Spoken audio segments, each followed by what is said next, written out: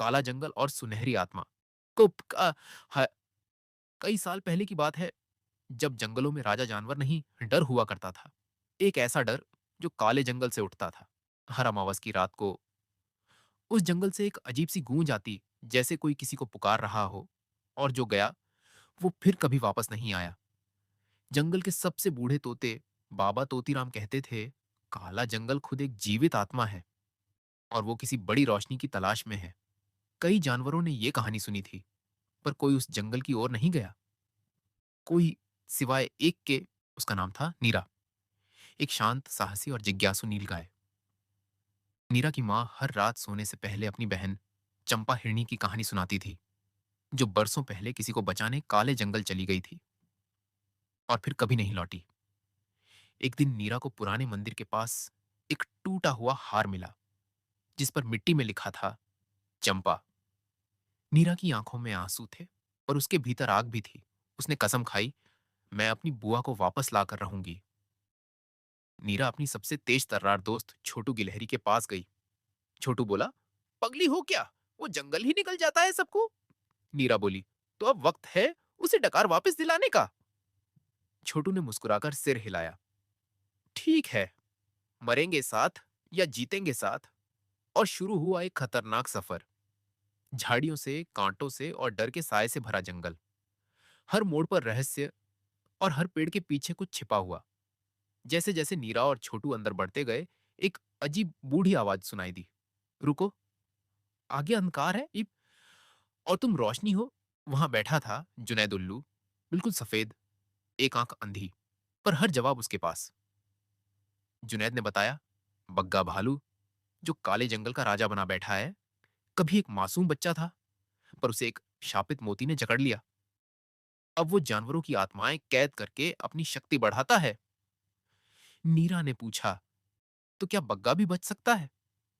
जुनैद ने सिर झुकाया, हर आत्मा में उजाला होता है। सवाल सिर्फ ये है कि कोई उसे ढूंढे या नहीं।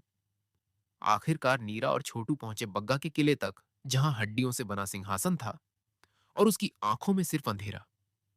नीरा की आंखों में डर नहीं था, सिर्फ उम्मीद। वो बोली, तुम्हें याद है तुमने किसे पहली बार कैद किया था? बग्गा चीखा, मेरे अतीत से मुझे मत जोड़ो। नीरा बोली, तुम्हारा अतीत ही तुम्हारा मोक्ष है।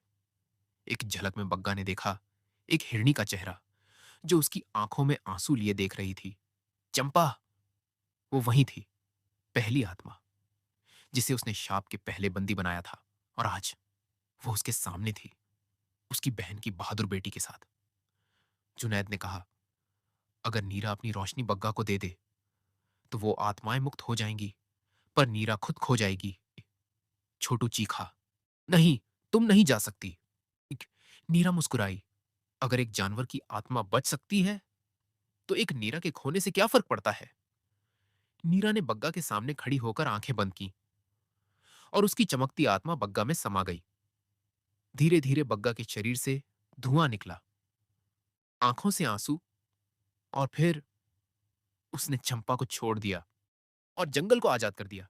लेकिन तभी चंपा नीरा की ओर भागी।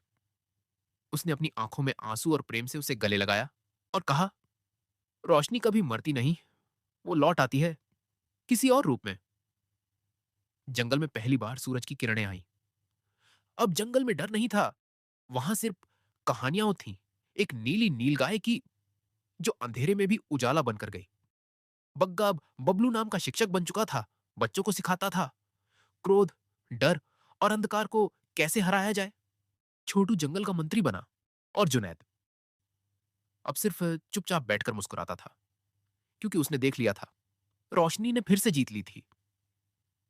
अगर आपको नीरा की कहानी ने छू लिया, तो नीचे कमेंट करें, और इस वीडियो को उन सब दोस्तों के साथ जरूर शेयर करें, जो अंधेरे में भी किसी रोशनी की तलाश कर रहे हैं, क्योंकि हर आत्मा में उजाला होता है, बस कोई उसे देखे, इतना काफी है।